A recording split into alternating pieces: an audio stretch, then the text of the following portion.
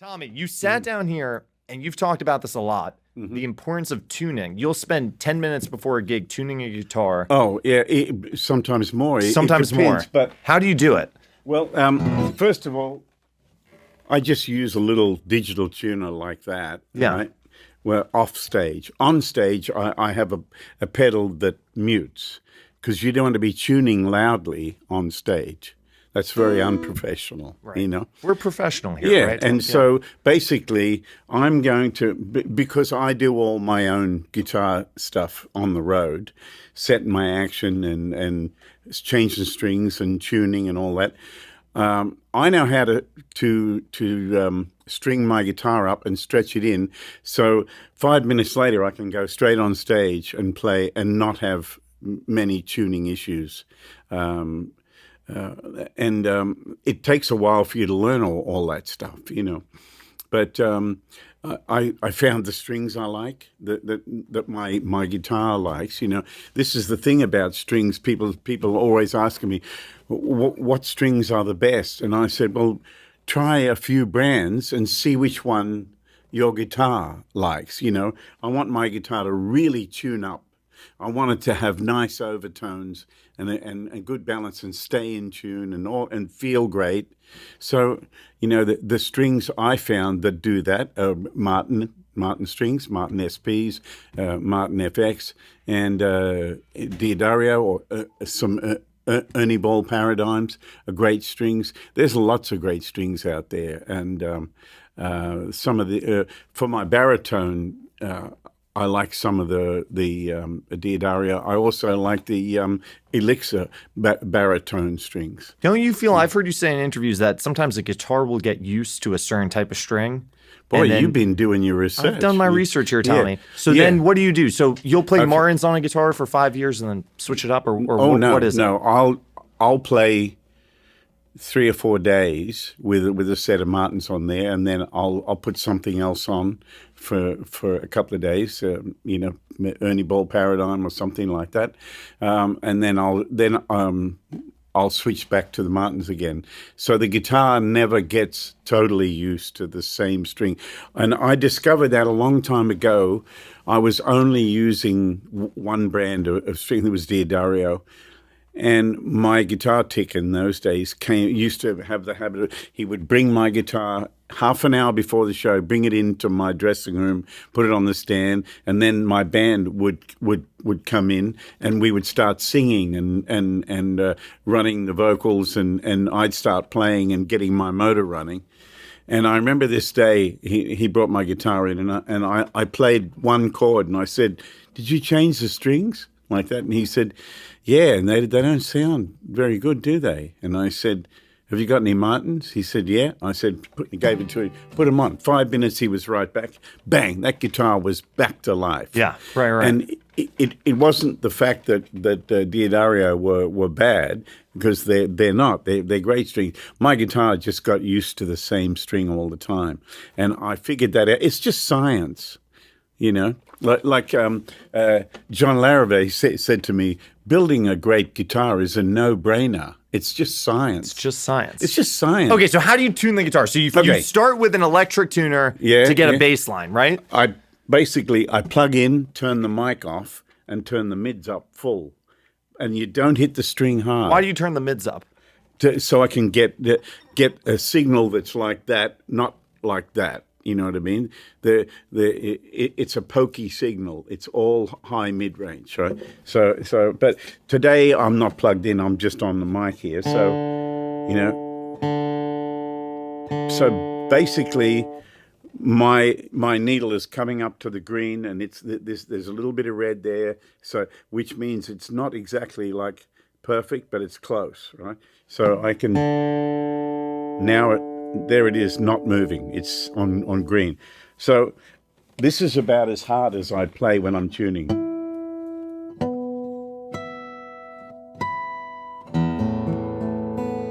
And the best thing you can do when you've got it in as close to perfect on every string, right? and you go from the low to the high, back to the low, back to the high, until everything starts to get kind of balanced, right? That's what you do on the electric tuner, or that's what you do now after you? No, that's what I do on the electric tuner, Okay. right? Now, then with the guitar, no guitar is perfect. So you basically now you got the thing in tune digitally, right? Now you have to test the tuning with chords that are really going to test your tuning. And I found some of the best chords to test chords like this, like a G chord. Right, it sounds really in tune, doesn't it? Yeah. But with the third in the bass. Now let's try it in A. Now a D minor. Are these your go-to chords that you play every time you're doing this exercise? Or Yeah, you're tuning? and sometimes I'll go and let it all ring. And what are you listening for? Because sometimes sometimes I'll hear I'm not perfectly in tune, and sometimes I struggle to really pinpoint what is not in tune and what to do about it. Yeah. So what are you listening for? I'm listening that everything sits there all balanced. What does balance mean? Like, is it the ringing between each note? Yeah. It's. See that? What does that sound to you? A little bit flat. The E's a little flat. And there it is. And there it is. Yeah.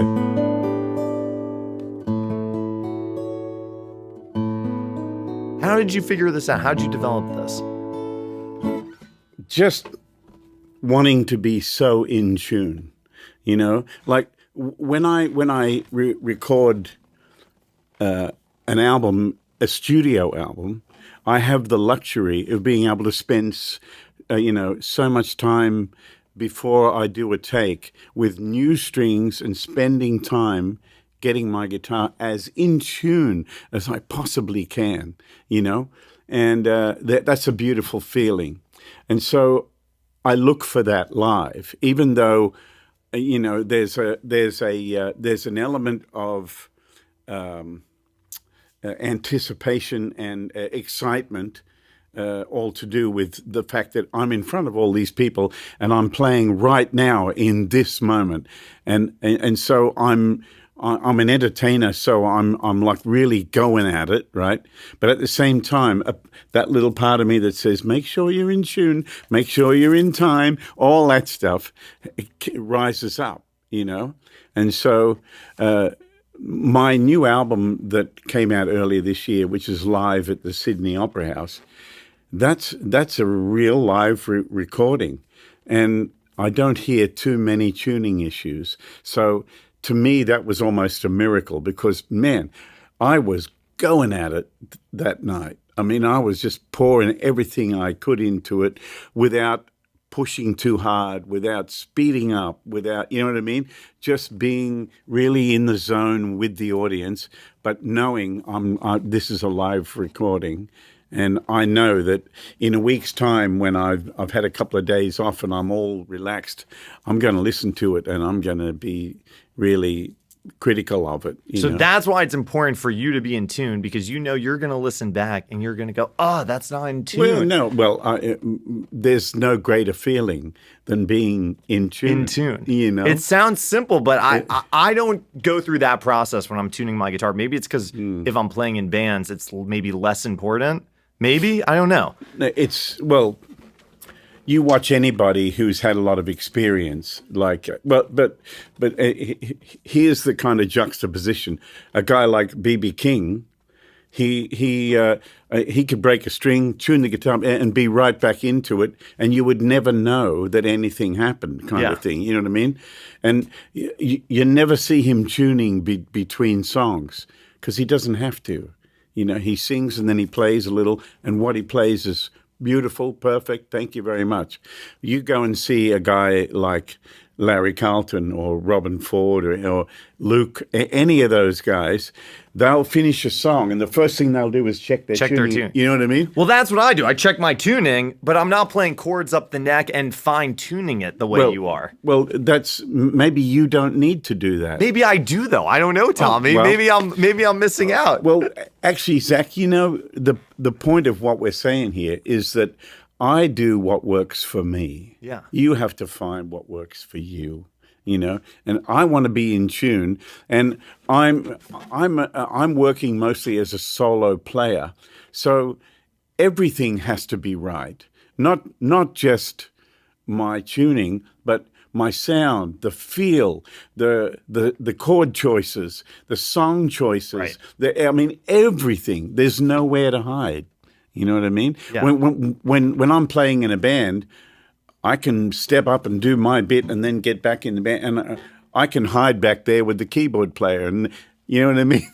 When it's just you, everything is exposed. It's like being naked on stage, Yeah. And I kind of I love that challenge, and I love being out there as a solo player as much as I love duetting with other people that I really have a great musical chemistry with, or that I have a lot of fun playing with.